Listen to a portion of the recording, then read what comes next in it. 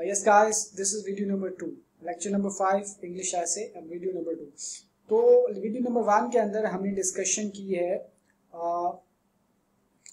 Paragraph के मतलब introduction के, जो आपका इंट्रोडक्टरी ऐसे का पैरा है वो किस तरह से आपने लिखना, उसकी जो अप्रोचेज हैं वो हमने डिस्कस कर ली। अब वीडियो नंबर 2 में हम डिस्कस करने जा रहे हैं जो कंपोनेंट्स ऑफ कंक्लूडिंग पैराग्राफ हैं, और जो आप जिसको कंक्लूजन कहते हैं कि कंक्लूजन आपने किस तरह से लिखना है ऐसे का। ठीक है, सबसे पहले जो कंक्लूजन के अंदर जो पहली बात इंपॉर्टेंट, रीफ्रेज योर स्टांस। जो स्टैंस आपने थीसिस स्टेटमेंट के अंदर लिया था उस स्टैंस को आपने रीफ्रेज करना है।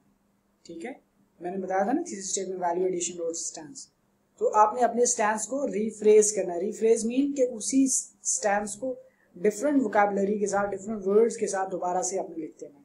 ठीक है, इसको रीफ्रेजिंग बोलते हैं, आसान वर्ड्स में आप क्या रहे हैं। अच्छा, ये कंक्लूडिंग पैराग्राफ, ये आपका जो कंक्लूजन होता है ऐसे का, उसमें से सबसे पहला कंपोनेंट रीफ्रेज योर स्टांस है। Highlight the intensity of the problem at hand. अगर कोई प्रॉब्लम है, जैसे इकोनॉमी है या वाटर क्राइसिस है, इस तरह का कोई प्रॉब्लम से रेलेवेंट, इशू से रेलेवेंट कोई भी इस तरह का ऐसे है, अगर आप कह रहे हैं कि गवर्नेंस क्राइसिस है, इस तरह का कोई भी ऐसे है, तो इंटेंसिटी ऑफ द प्रॉब्लम को आपने हाईलाइट करना है एट वन एंड। ठीक है, और फिर आपने नंबर 3 पे कॉल फॉर एक्शन, कि आपने इंटेंसिटी ऑफ द प्रॉब्लम को डिस्क्राइब कर दिया, बता दिया कि इंटेंसिटी क्या है उसकी, हाईलाइट किया उसको, और फिर क्या बताया आपने कि कॉल फॉर एक्शन से मुराद कि आपने उसके बारे में कि इसके लिए क्या एक्शन लिया जाना चाहिए। ठीक है, ये तीसरा कंपोनेंट है कंक्लूडिंग पैराग्राफ, यानी आपके कंक्लूजन का। Number 4, transition to optimism. अब आपने हाईलाइट भी किया सेवेरिटी को, उसकी को, या आपकी इंटेंसिटी को, प्रॉब्लम की को आपने हाईलाइट कर दिया, कॉल फॉर एक्शन। अब आपने ट्रांजिशन करना है ऑप्टिमिज्म की तरफ कि it is possible, it can be done. ठीक है, it seems like a Herculean task but it could be achieved. ठीक है, अब आपने उसको ट्रांजिशन कर जाना है ऑप्टिमिज्म की तरफ, यानी उम्मीद दिलानी है कि इट कैन बी डन, कि ये किया जा सकता है। ठीक है, आई होप कि आप मेरा पॉइंट जो है ना वो समझ रहे हैं कि आपने जब सिवियरिटी को डिस्कस किया तो आपने आपका जो वोकैबुलरी है वो सारी सी बात है। सिवियरिटी को डिस्कस करेंगे तो इंटेंसिटी बता रही है कि ये बड़ा मसला है, लेकिन आपने साथ ही कॉल फॉर एक्शन के बाद ऑप्टिमिज्म की तरफ भी आ जाना है कि ये हो सकता है। और एंड पे आपने समराइज 1 or 2 रिकमेंडेशंस, आपने 1 या 2 जो है रिकमेंडेशन उसके हवाले से दे देनी है। तो ये 5 कंपोनेंट्स हैं आपके कंक्लूजन के, आपके कंक्लूडिंग पैराग्राफ के ऐसे की।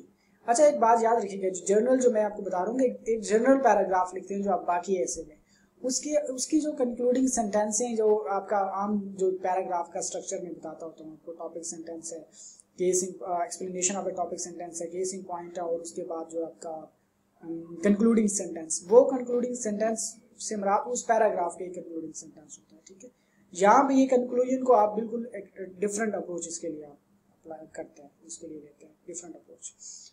सो होप सो कि आप इसको समझ गए हैं कि आपने किस तरह से जो है ना वो सेवेरिटी को हाईलाइट करना है, स्टैंस को रिफ्रेज करना है, और ऑप्टिमिज्म की तरफ ट्रांजिशन करना है। तो सैंपल के तौर पे जो है ना हम इसका एक देख लेते हैं, एक सैंपल पैराग्राफ देख लेते हैं कंक्लूजन का लिखा हुआ, इसी ऐसे के ऊपर जो मैं आपको करवा रहा हूँ डे 1 से, मतलब जो डे फर्स्ट लेक्चर से जो मैं करवा रहा हूँ वैसे आपको। तो आज हमारा ये लेक्चर भी कंप्लीट हो गया, क्योंकि ऑल अबाउट हमने सब कुछ कर लिया है ऐसे की तरह, और कुछ चीज़ें रह रही हैं वो डिस्कस करते हैं। अच्छा, एग्जाम्पल के तौर पे, a concluding paragraph of the essay as a sample.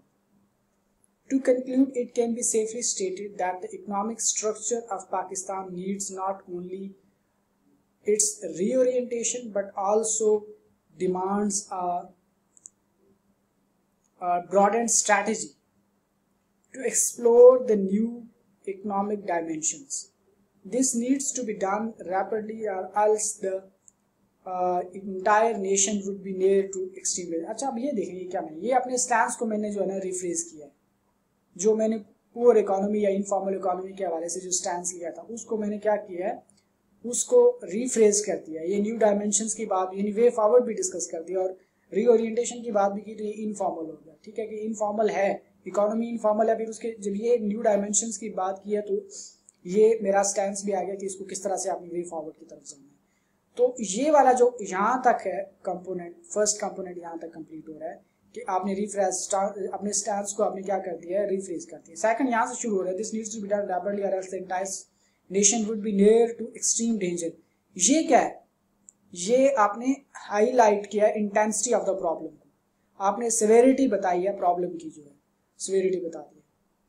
फिर so all the stakeholders will have to come forward to uplift countries economic ship out of trouble world.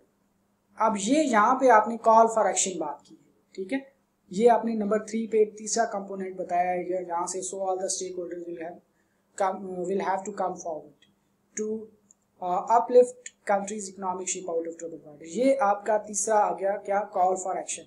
यहाँ से आपका ट्रांजिशन टू ऑप्टिमिज्म स्टार्ट हो रहा है कि आपने optimism की तरफ किस तरह से जाना है। This might seem like a Herculean task but an integrated strategy of the nation can make it possible। अब ये ट्रांजिशन टू ऑप्टिमिज्म का सेंटेंस है। अब एंड पे आपने रिकमेंडेशन दी है, ठीक है, collaboration among all departments and collective role of the nation equipped with technological advancement are the key to success।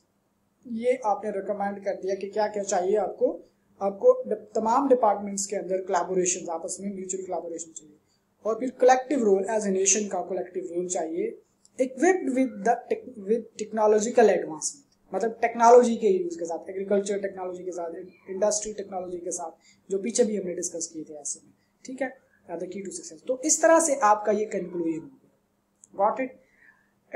अब देखें तकरीबन हमने ऐसा सारा डिस्कस कर लिया। कोहेसिव डिवाइसेस का लिए अलग लेक्चर हम बनाएंगे, वो मैं आपको डिटेल से बताऊंगा कि कोहेसिव डिवाइसेस आपने जो है ना वो किस तरह से यूज करने हैं या ऐसे राइटिंग के अंदर। ओवरऑल आपका ऐसे का हमने इंट्रोडक्शन भी डिस्कस कर लिया, थीसिस स्टेटमेंट डिस्कस कर लिया, आउटलाइंस बनानी है कैसे और केसिंग पॉइंट्स कैसे डालने हैं, फिर पैराग्राफ स्ट्रक्चरिंग डिस्कस कर लिया, कंक्लूजन डिस्कस कर लिए, ऑलमोस्ट ईच एंड एवरीथिंग हमने डिस्कस कर ली है इसके रिगार्डिंग। आप इसकी जितनी ज़्यादा प्रैक्टिस करेंगे उतना ही आपके लिए आसान होगा। रिमेंबर, खाली इंग्लिश याद करने से मतलब रूल्स रेगुलेशन से मतलब नहीं है, इसकी प्रैक्टिस, इस स्ट्रक्चर को फॉलो करेंगे, इन पैराग्राफ को लिखेंगे। अब ये तो एक सैंपल के तौर पे आपके सामने ऐसे आ गया है, ठीक है, ये एक सैंपल के तौर पे आपके सामने ऐसे बन के आ गया, लेकिन अब इसकी आपने क्या करना है कि इसकी प्रैक्टिस करनी है, डिफरेंट टॉपिक्स उठा के उनके अंदर आपने यही पैराग्राफ के स्ट्रक्चर, जैसे topic sentence, explanation of topic sentence, तो ये उसको एवेलुएट करवाना है, टीचर से एवेलुएट करवाना है अपने टीचर से, ठीक है, तो फिर ही आपकी जो गलती है वो सामने आ सकती है, आपको पता चलेगा। तो जो मैंने आपको इसका फॉर्मेट बता दिया है ऐसे राइटिंग के जॉनरे का, ठीक है, जो एक एक्सेप्टेबल फॉर्मेट है और कॉम्प्रिहेंसिव भी है, वो ये है, वो आपके सामने रख दिया गया है। अब बाकी प्रैक्टिस है, जितने ज़्यादा डिफरेंट टॉपिक्स पे आप प्रैक्टिस करेंगे, होप सो आप इस पे ग्रिप कर लेंगे, ठीक है। और आप ऑलमोस्ट हमने तकरीबन ये, क्योंकि सारी चीज़ें इसकी कवर कर ली हैं, कोहेसिव डिवाइसेस पे एक अलग से लेक्चर होगा और आपके जो अपकमिंग लेक्चर्स होंगे उनमें हम ज़्यादा ज़्यादा प्रैक्टिस पे फोकस करेंगे। तो आज के लेक्चर के लिए इतना ही, इंशाल्लाह जल्द मिलते हैं नेक्स्ट लेक्चर में।